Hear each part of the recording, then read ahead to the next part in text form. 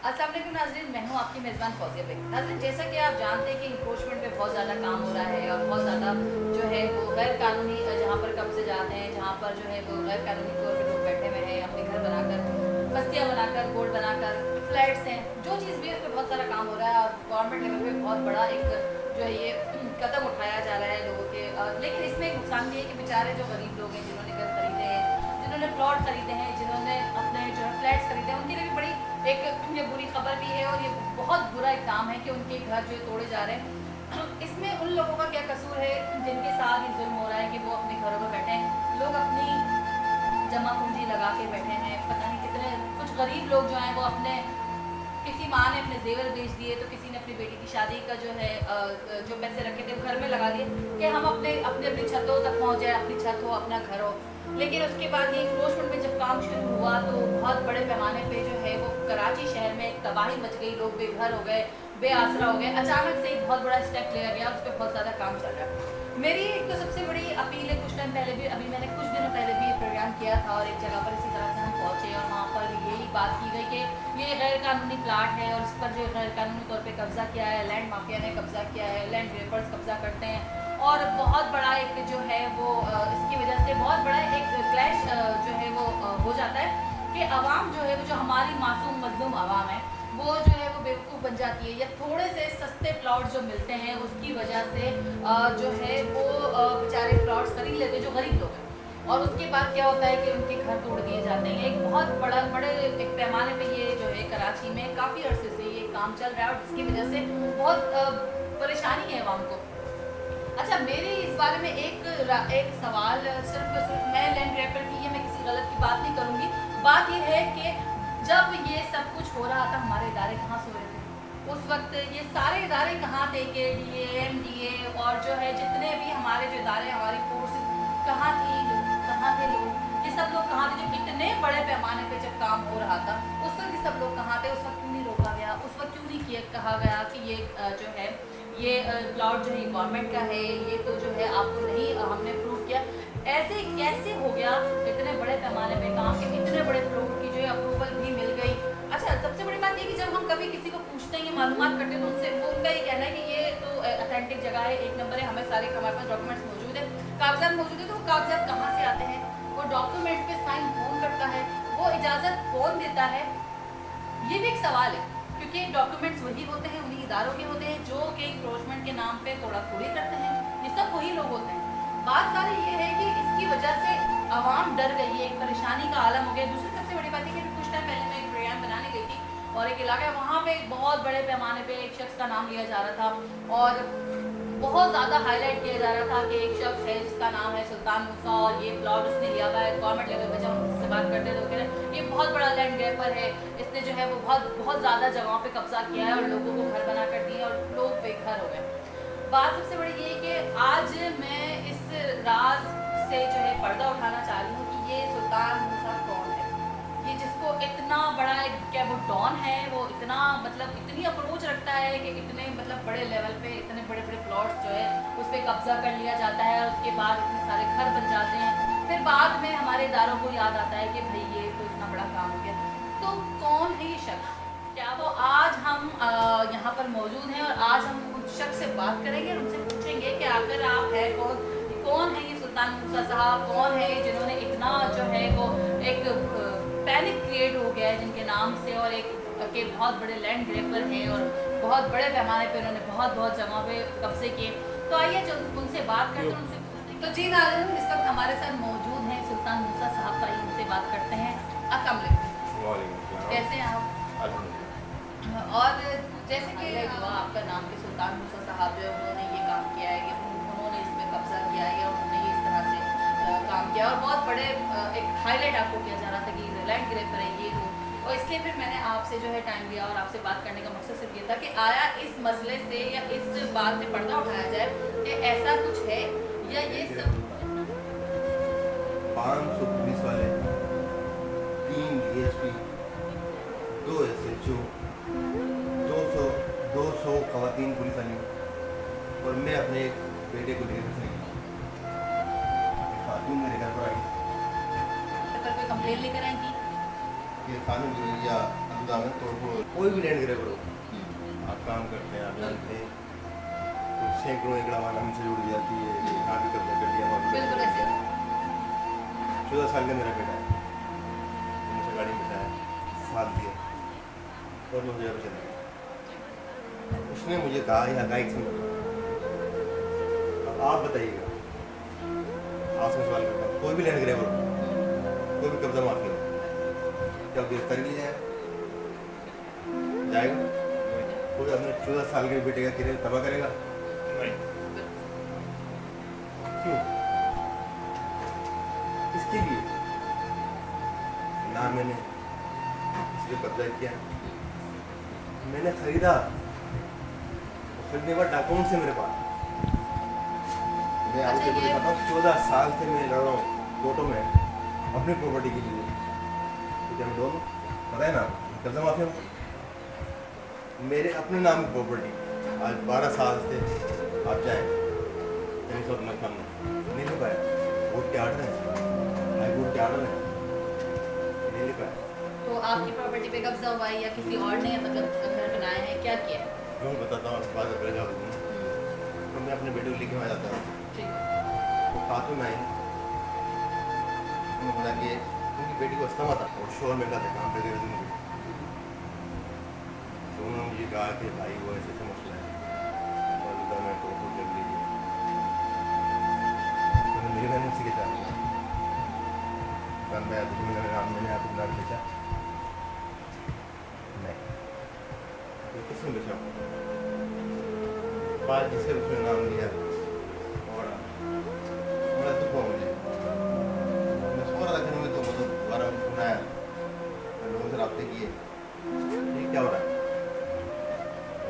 वहाँ तो ऊपर चल रही है, वाह बता प्रॉपर्टी का काम बनना कोई लेने गए भी ठीक है। मरी से करता है, मरी क्या करता है?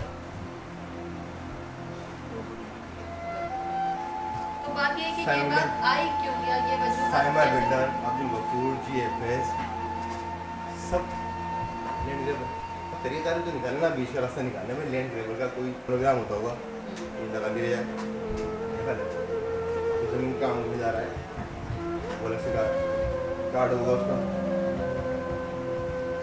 तो बात ही नहीं है। मैं अपना बेटी को अकेले लेके पूछता हूँ, अकेले,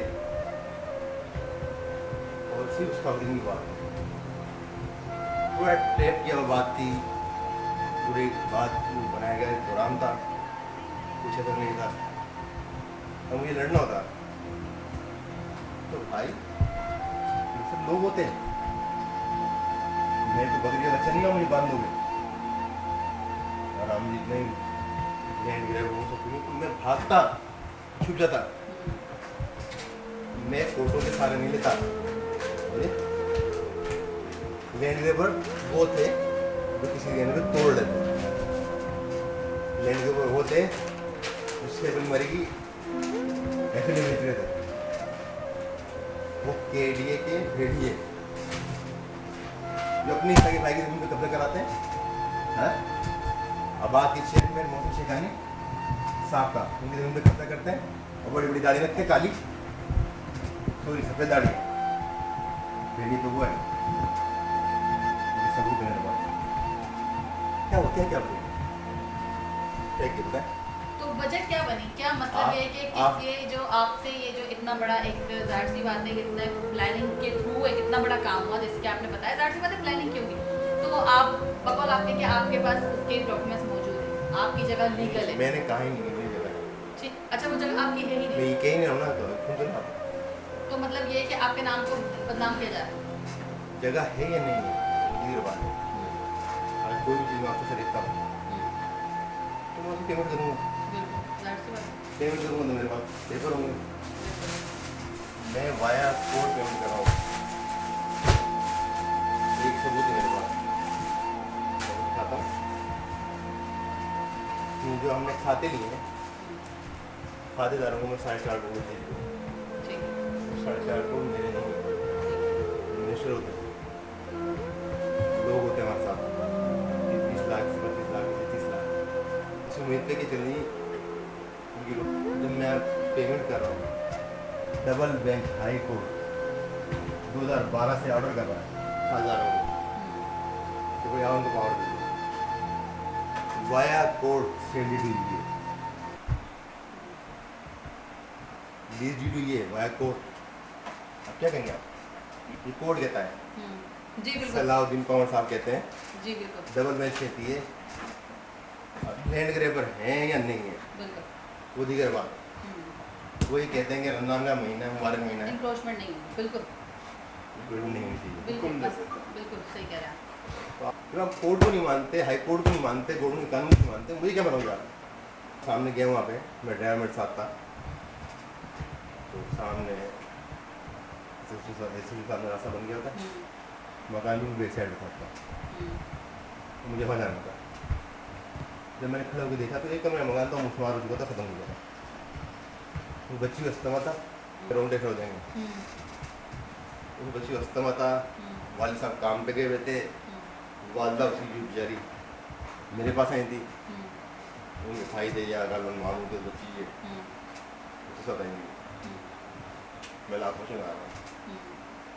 जब मैं पहुँचा हूँ तो बच्ची का अस्थमा था, उसका एकदम घुट चुका था, वो बच्ची मर गई, उन्होंने उसको नहीं हटा दिया, उसके ऊपर बिल्डर फेरा गया, खत्म हो गया। उस बच्ची पर यहाँ जिंदगी दफना दी, मेरा उसकी वालदा भी है, वालिद भी हैं, सब कौन सुनता है। एग्जीबिशन दी गई, दरखास्त दी गई, उल्टा जी अजीब कानून है। मैं बात कर रहा हूँ, बात सुनो, तो बात तो करो, क्या बताऊँ उनको जो बिक चुके हैं, जो लोग ये दिखाना चाह रहे थे कि ये लैंड ग्रेबर है। लैंड ग्रेबर हम में लैंड ग्रेबर हूँ, 44,000 एकड़ में कब्जा किया है, नाम तो ले लें, जबान में काट दिए हैं, मैंने पैसे दिए भाई, 6 नज़र किसी को नहीं आती। अगर मैं इस जगह बैठता हूँ, ऐसे गोरू अंधी है, अंधी नहीं है, 150-200 मकान बन जाते हैं, लोग रह रहे हैं। तो आप अपनी ही वो आपका कहना ये है कि आप अपनी ही जगहों के लिए जब लड़ते हैं, झगड़ते हैं, तो वो आपकी जगह आपको देने के बजाय आपको ये इल्ज़ाम लगा देते हैं कि आप बहुत बड़े लैंड ग्रैबर है और जगह आपकी नहीं है। आपका कहने का मकसद गवर्नमेंट ने जारी किया कि कोर्ट से जब आपको अप्रूवल तक मिल गई है, डॉक्यूमेंट्स आपके नाम पर अप्रूव हो चुके हैं, गवर्नमेंट जो है कोर्ट ने ये जो है ऑर्डर दे दिया है कि भाई इनकी जगह इनको वापस की जाए। कैंटीन लगी मोहतरमा के नाम से 3 दफ़ा कोर्ट इनको कैंटीन कर चुका है, कोर्ट इनको ऐसे होता है।